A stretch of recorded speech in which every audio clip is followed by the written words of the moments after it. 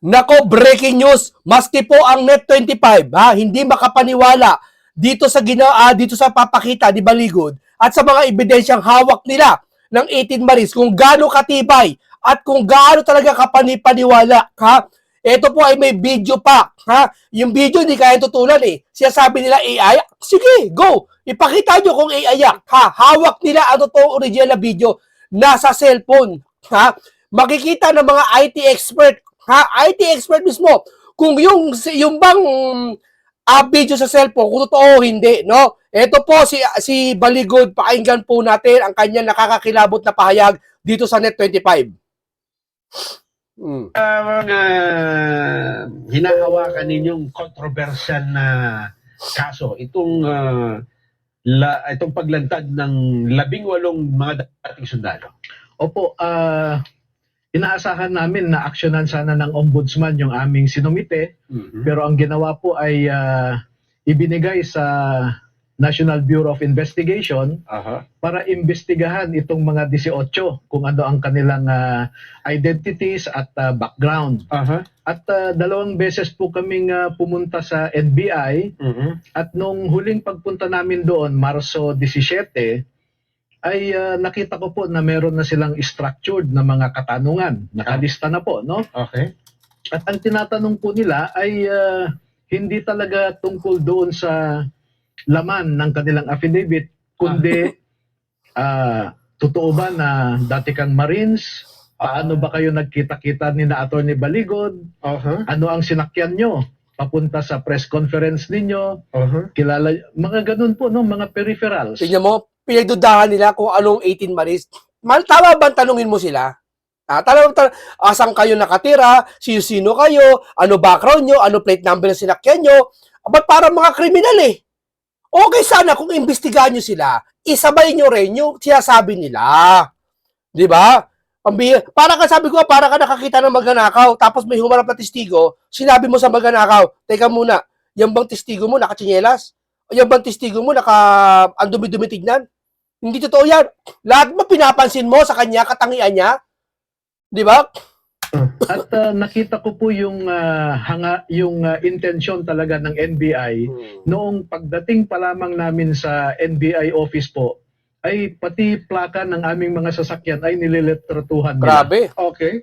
Pero hindi ba, ang sabi nga ng NBI, ano lang naman ito, parang siyempre, kahit daw sa pulis, kahit sa presinto pumunta ka, kailangan mo na kung credible ba o yung nagre-reklamo ba ay kung sino, di ba, Attorney Levy? Yun nga po, yung identity ay na-establish naman namin. Pero yung hinahanap nila na credibility daw, hindi naman po nagtanong tungkol sa nilalaman ng kanilang affidavit para malaman nila kung credible ba o hindi. Parang sa tingin ninyo, tama naman na kilalanin mo yung identity at tingnan yung background, pero parang too much, parang hindi naman dapat gano'n ang normal. Tama. Opo, isipin po ninyo, pati kung nasaan ang safe house nila ay tinatanong nila. Ay, oo nga. Parang hindi tama. So, hindi sincero po na pag-iimbestiga ang kanilang ginawa at may halong panloloko. Parang Kasi ang sabi po nila sa amin pagdating namin doon ay, Attorney, ito hindi ito custodial investigation. Kasi kung custodial investigation po ay kailangang may kasamang abogado ang bawat isa. Lahat inahanap. Di ba, 18 Marines pumunta, Dok. Pagpunta, sir, kailangan at isa-isang affidavit. Ginawa na. Sir, pagpunta ulit, sir, kailangan nakaganyan. Pagpunta ulit, sir, kailangan isa-isang abogado. Pagpunta ulit, sir, kailangan nakatsinelas. Pagpunta ulit, sir, kailangan nakatanggal sombrero. Di ba? Hindi mo yung pag-isahin sinabi na, sa susunod pagpunta nyo, dapat ganito lahat, Hindi yung pag-isa pagpunta kada punta sabihin mo, ano kulang. Di ba? Ano ba naman yan? Ko po. Sabi ko, kung hindi custodial, okay lang.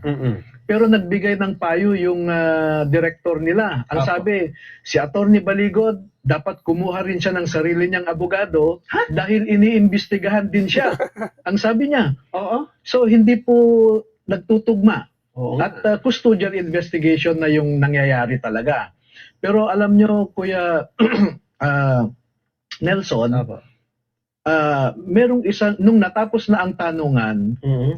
ipinakita sa akin nung mga investigador yung natapos nila na dokumento, no? Yung question and answer. At nagrereklamo sa akin si Benny Bulante, for example. Ang sabi niya, sir, Kala ko abante. Bulante hindi pala. naman nila ako tinanong kung ano yung nalalaman ko tungkol sa pag-deliver ng mga maleta. Mhm. Tapos nung binoluntaryo ko na sabihin sa kanila, Ah. hindi nila sinali sa aking affidavit. Tamo, hindi interesado. Tapos sabihin nila, hindi po totoo sinasabi ng 18 Marines. O sige nga, kung hindi totoo sinasabi ng 18 Marines, na sinabi niyo yan, magharap-harap kayo sa NBI. Sige nga, naka-live video. Sige nga. Oh, So ang tinanong ko yung dalawang investigador. Uh-huh. Ang sabi po nila sa akin, sir, hindi na namin sinali dyan dahil nandun naman nasa pinagsamang sinumpaang salaysay nila. Mhm. So yun po ang explanation. Kaya po nung ibinibigay sa akin yung iba, wala hong laman yung mga kanila mga tanong. Hindi naman Oo, tungkol. hindi tungkol doon sa sinasabi. Oo, kaya ang sabi po ng mga investigador, sige sir, pwede bang ituloy natin ito? Mhm. Magbibigay kami ng supplemental na mga katanungan, Mhm. hintayin nyo na lang yung susunod naming sampina, sabi nila. Mhm. Kaya hindi po totoo yung sinasabi ni NBI Director na ayaw daw pumirma ang ilan sa mga former soldiers ng kanilang affidavit. Oo. Hindi pa ho tapos eh. Ayun, kaya hindi pa pinipirmahan. Opo. Teka muna, nung una kayong pumunta doon ay 16, di ba? Opo. Tapos, nung bumalik kayo ay 16 pa rin ba? O, 18 na po. napuno Nakompleto. uli. Kasi yung una po namin, nanganak po kasi yung isa, yung asawa ng isa. Mhm. At sinamahan din nung isa para may kasama po na bumiyahe. Oo. Pero nung pangalawang imbitasyon ay kompleto na po. Oo. Kasi nung una po kayong lumantad, February 25, 24? 24. 24, opo.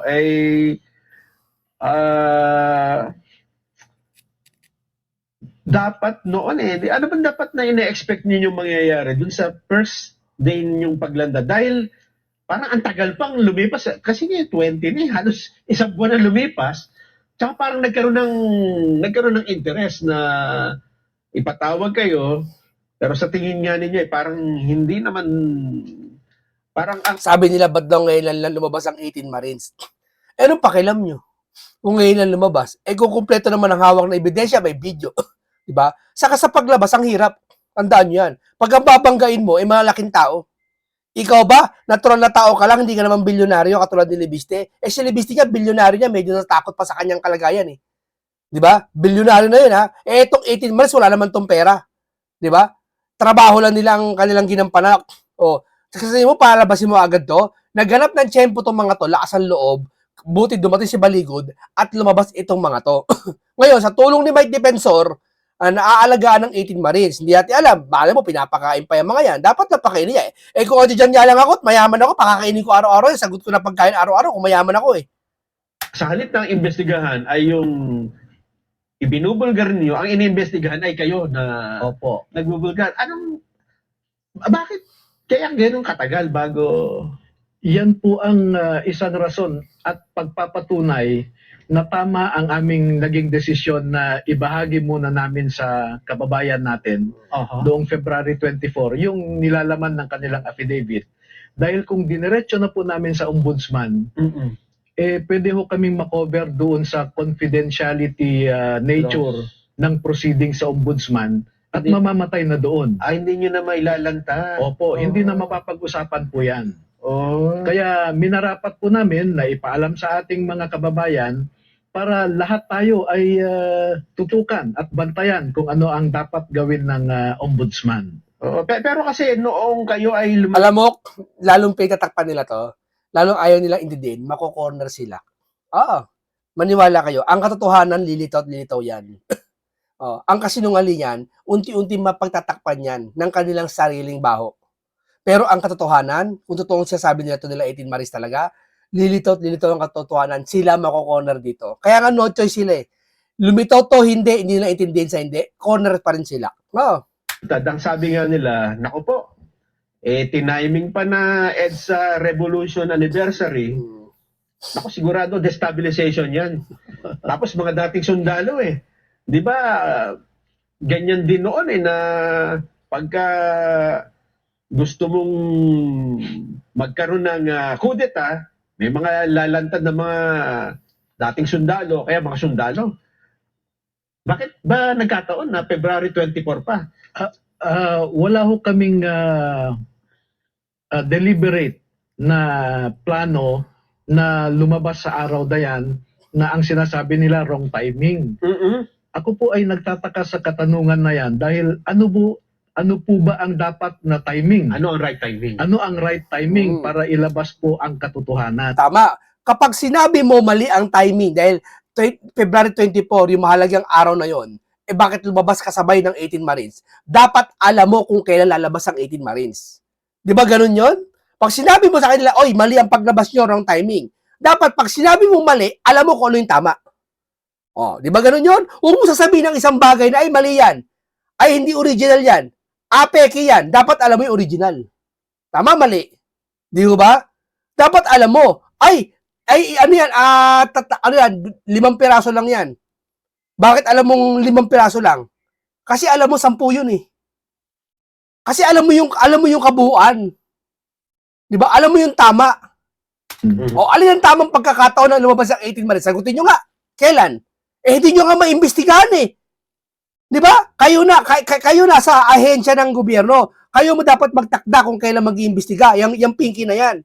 Nag-iimbestiga ba? No?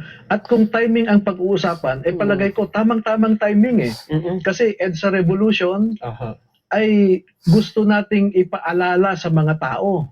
Manumbalik Correct. ang kaisipan natin sa naging rason kung ano ang nangyari noong 1986. Ang isa pang sinasabi, sigurado may nagpondong malaki dyan, kaya ito naman matagal nyo lang nasagot, pero ngayon lang namin kayo nakausap. Mas maganda siguro ay yung mga nakakasubaybay sa atin, maintindihan din yung sagot ninyo tungkol dito. Alam niyo po kung sinasabi nilang nabayaran kami, nabayaran ang mga sundalo, pwede ko pong ipakita sa inyo yung text messages namin nung isa na nanganak yung asawa. Dahil Ayun, hindi nyo kasama nung isang araw. Opo. Kasi sir, pwede bang tulungan mo ako? Kailangan ko lang pambayad sa ospital. Nagpa-GCash pa ako sa kanya. And then sabi niya, sir, naiwan pa yung anak ko sa ospital. Pwede bang makatulong kayo? So, kung nabayaran po ang mga ito, hindi na ho siguro hihingi ng, At saka, ng konting halaga. At saka siyempre, ang pagkakaalam ko sa Marines, di ba, hindi naman ewan ko, di ba, pero sa matagal ng panahon, hindi sila ganun no? Na sa pere, no? Opo, yung nandun po yung disiplina, no? Ang sabi nila, sir, sanay naman kami sa hirap. Yung papasukan namin ay marahil ito na yung huling laban na papasukan namin. Dahil gusto naming magpakasundalo para sa ating bayan. Yun po ang talagang rason nila Dito nung lumitaw kayo, attorney, kasama yung 18,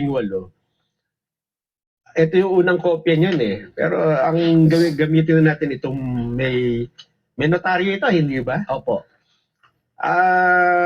Pero bago yon, nagtataka nga rin ako bakit parang kay Gutesa din, na ang unang tinanong ay yung abogadong nagnotaryo. Tapos nung nakita nila na tama naman ang notaryo, at pinatotohanan ng lawyer, yung witness mismo sa notaryo. Nagtatawanan nga kami dito ni Jan. Sabi ko, ngayon ako nakakita ng gano'n. Kasi sa tagal naming reporter na nagko-cover ng mga kaso sa DOJ, wala pa kaming na-encounter na yung notaryo ang iniimbestigahan Hindi kasi ayaw nila talaga mabuking yan. Common sense na lang Isipin mo si Pinky magaling na investigador talaga yan. Totoo lang, magaling si Pinky. Ako hindi ko matatanggi yan Hindi ko matatanggi yan. Ayoko magpaka-plastic na si Pinky hindi magaling na investigador. Kasi talaga noon nung nasubaybayan nyo si Pinky, magaling talaga si Pinky, sabi ko sa inyo. Hindi kayo lulusot dyan. Ayan, ang lakas ng intel niyan. Ang daming kapit niyan sa lahat. Yan si Pinky. Ano yan eh. Hindi ko pinupuri si Pinky ngayon, hindi ko pinupuri Sinasabi ko lang katotohanan. Kaya nagtataka ako sa simpleng bagay. Ba't hindi mo magawang imbestigahan ng 18 Marines? Bakit? Napaghahalataan ka eh. Sinusunog mo sarili mo eh. Ang nakapagbubuking sa'yo, Pinky, yung sarili mong galing dati. Binubuking ka ngayon. Dahil inaasahan ka na, parang ganito. Halimbawa, si Michael Jordan. Di ba si Michael Jordan, pag sinabi mo Michael Jordan, kilala mo eh. Di ba? Kahit walang sino man hindi nakakilala kay Michael Jordan, di ba? Kobe Bryant. Okay, Michael Jordan na lang. Di ba? Pag sinabi Michael Jordan, anong inaalam mo? Magaling kumanta? Ha? Magaling maggitara? Hindi, magaling mag-basketball. Ngayon, nakita mo si Michael Jordan naglaro. Ha? Yung ba, kalakasan niya, halimbawa, kalakasan niya pa. Nakita mo, hindi makashoot ng bola.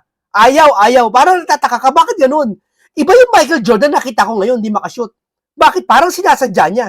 Hindi parang sinasadya. Sinasadya talaga. Kasi hindi yun yung pagkakilala mo sa kanya. Talagang magaling. Pag nag-iba siya ng tono, ng iba ng hangin, alam mo sinasadya niya. Bakit kaya sinasadya? Ba't kaya nagpapatalo to? Ano ba to? Nilalaglag niya laban? Halimbawa lang Ganon din si Pinky, magaling na investigador yan. Kaya tatakaan lahat, ano nangyari? Bakit po wala kang ginagawa? So ano lumalabas? Ayaw namin isipin, talagang gusto namin pumapasok kusa sa isip namin, doon kami napupunta, talagang pinatakpan mo. Di ba? Kaya po, doon natin makikita yung totoong pag-iisip ng nasa gobyerno ngayon, no?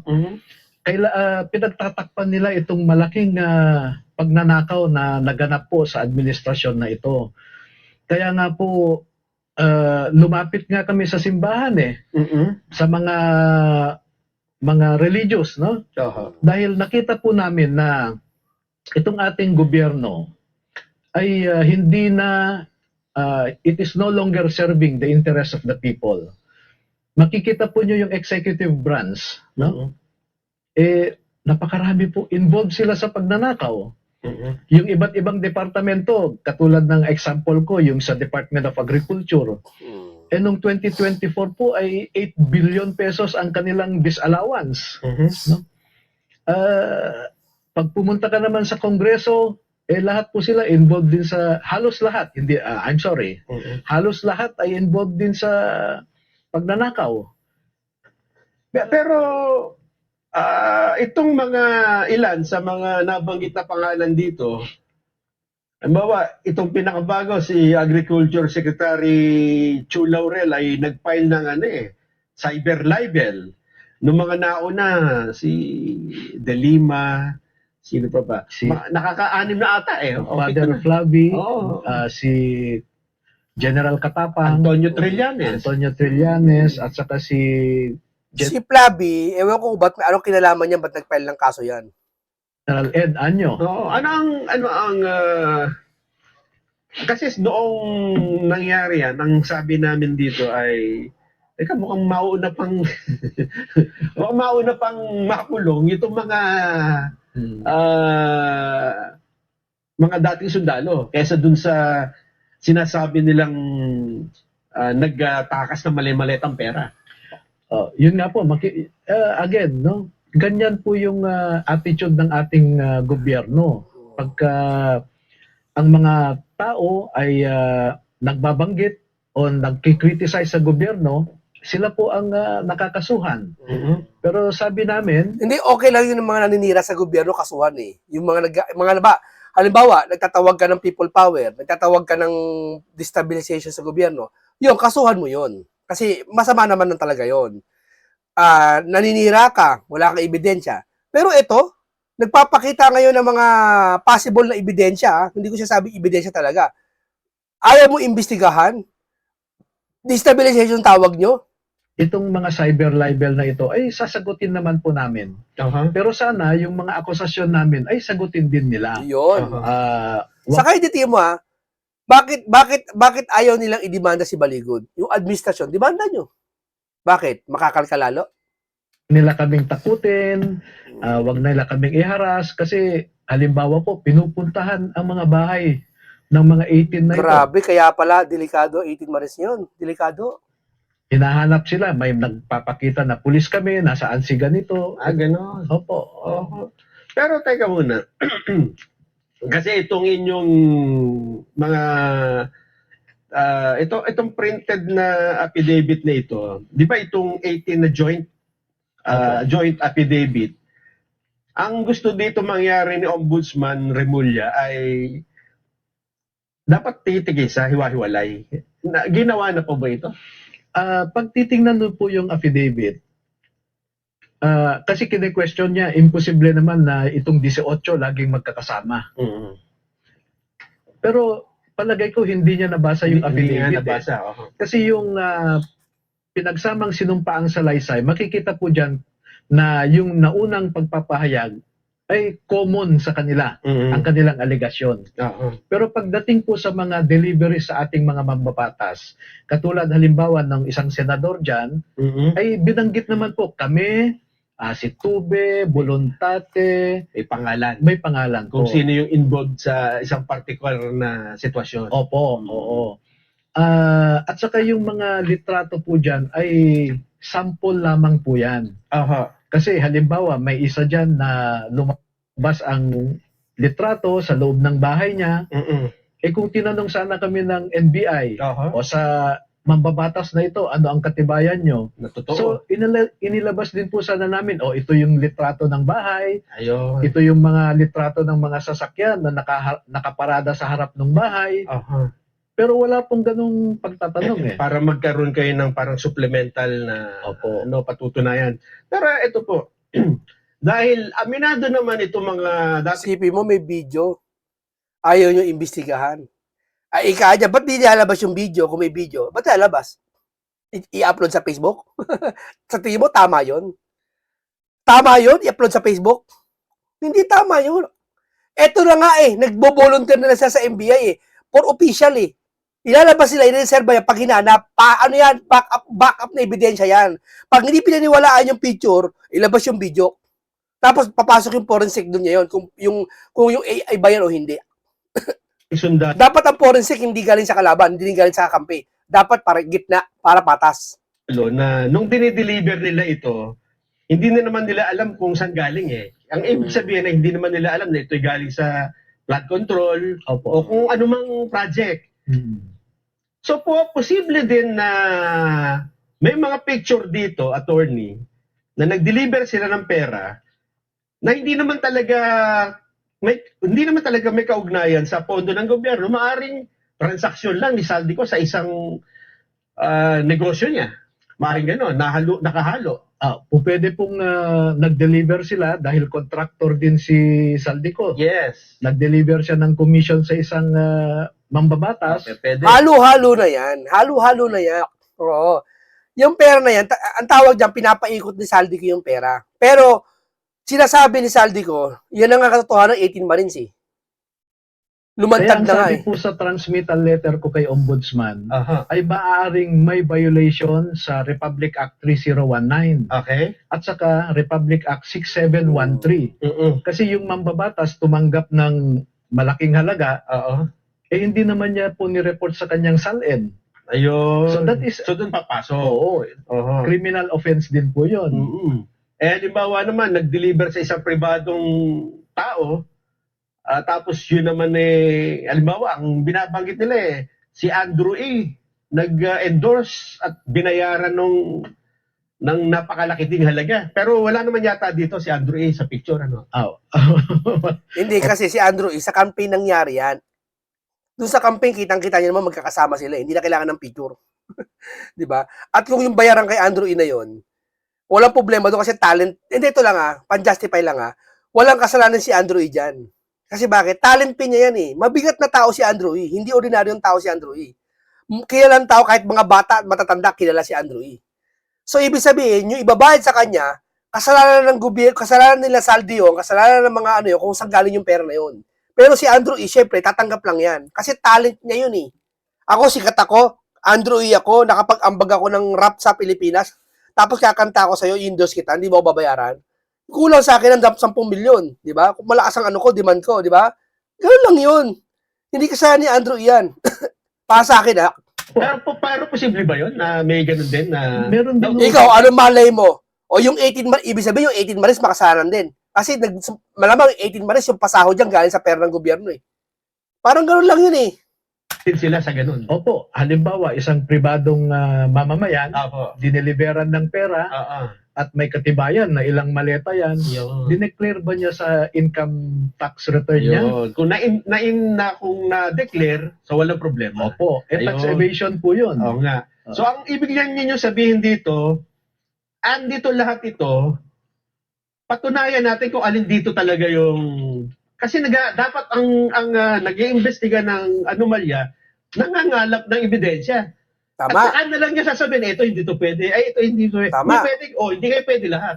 Opo, ang problema, wala pa talagang totoong pag-iimbestiga, meron na ho silang conclusion. Meron na nga. Oh. Katulad ni Ombudsman, ang sabi niya, ang isang litrato dyan ay kinuha o nakuha noong nakaraang administrasyon pa. Mm-mm. At alam ko po yung tinutumbok niyang litrato. Kung alin dito. Oo, pero pag nag-imbestiga siya, Mhm. ipapakita namin yung metadata Aha. ng litrato na yan. Yung pagkakakuha ng Oo. petsa mismo. Nandyan yung petsa, yung oras. Oo.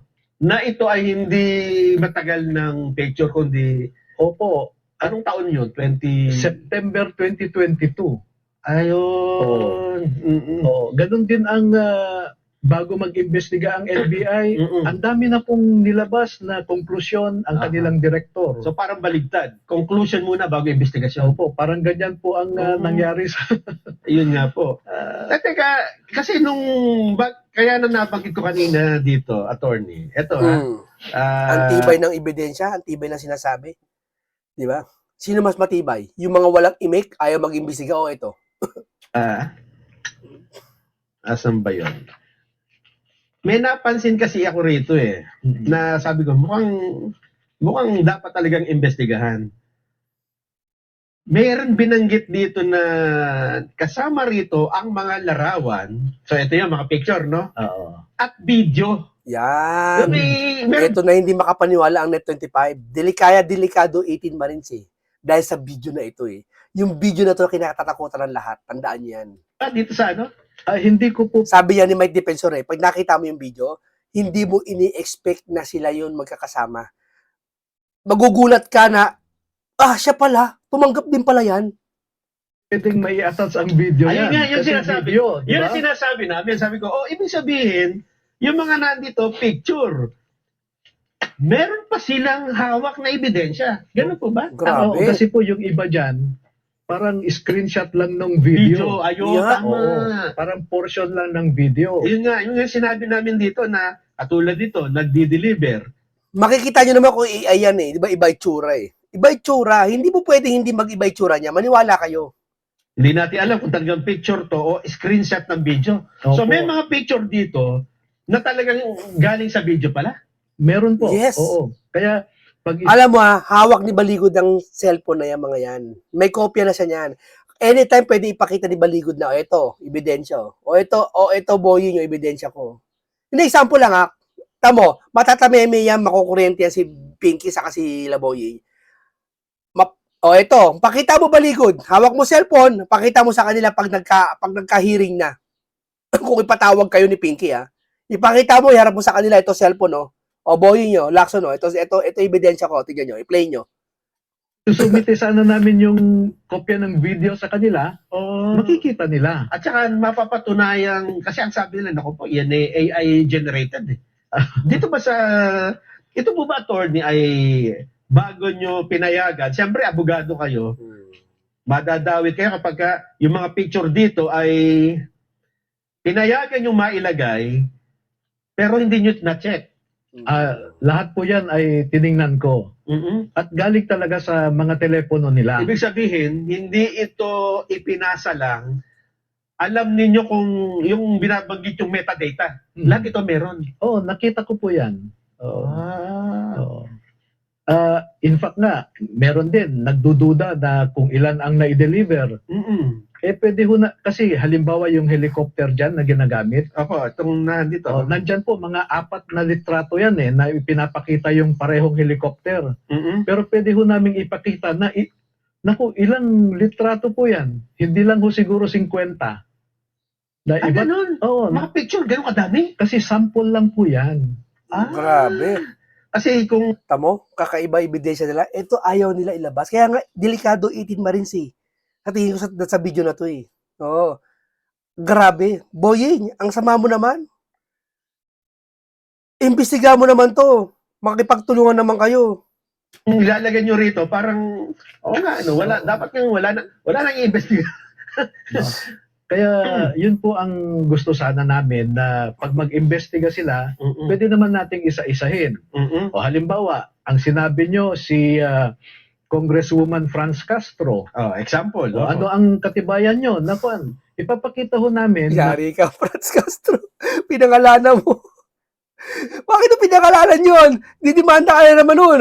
halimbawa may group chat kasi yan eh. Mm-mm. So may screenshot, Mhm. o nandun kung ano yung plate number na ginamit, Ah. sino yung kasama. So may establish. Ibig sabihin na dula si Baligod kasama si Franz Castro. At may litrato dun sa loob ng conference room. Mm-mm. So, hindi ho gagawa ng kwento itong mga sundalo na ito Mhm. na laban sa mga malalaki, maimpluwensya at mayayaman na mga Tama.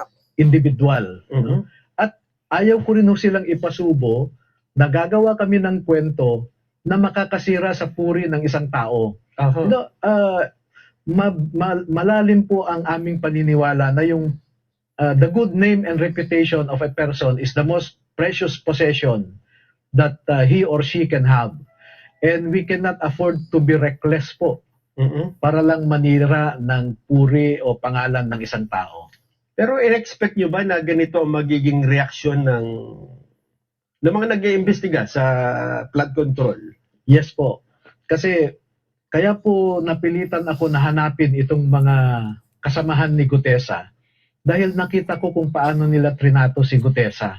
Aha. So sabi ko, totoo kaya ang sinasabi ni Gutesa? Malamang may mga kasamahan siya. Aha. Kaya ko po hinanap at nalaman ko na totoo ang sinasabi ni Gutesa. Mhm. So bakit pinagtatakpan nila ngayon? Yung ICI, for example, napapanood naman natin po Aha. yung proseso ng ICI. Halatado naman po na pang-cover up yan eh. Mhm. So kaya po minarampat natin na hanapin ang mga ito at meron ding gustong tumulong pa para magdagdag ng mga ebidensya. Anong ibig nyo sabihin? Teka lang ha. Aking idadigest yung huli yung sentence ha.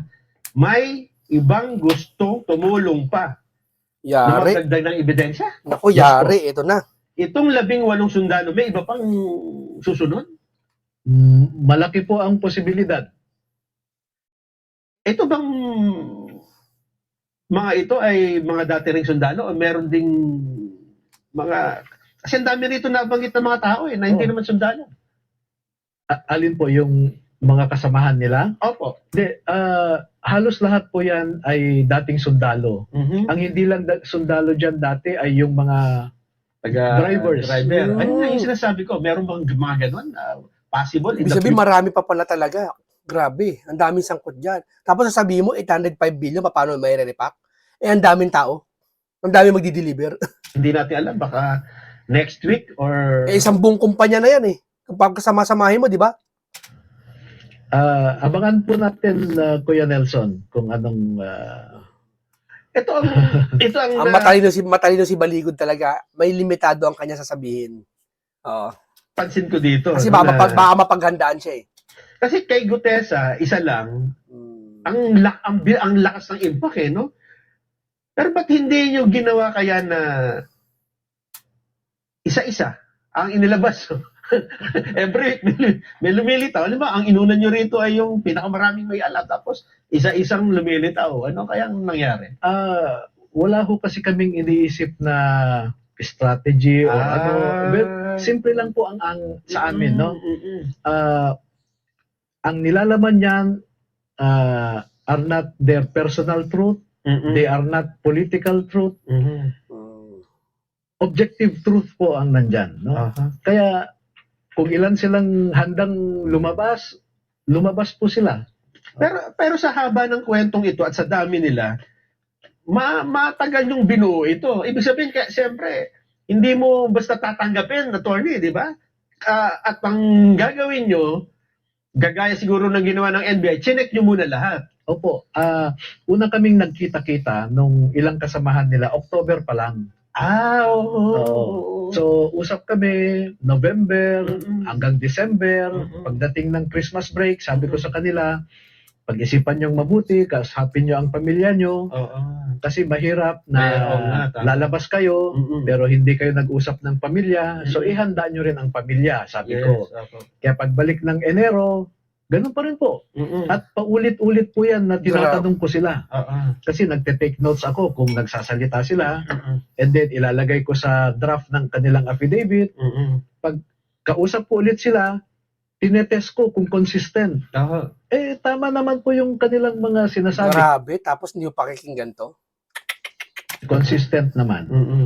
Kaya ayun na nga, nung February, Mm-mm. nung na-review nila lahat, binigyan ko sila ng tig-isang kopya nila. Mm-mm. Parang 1 linggo pa ho bago namin ipa-notaryo eh. Oo nga.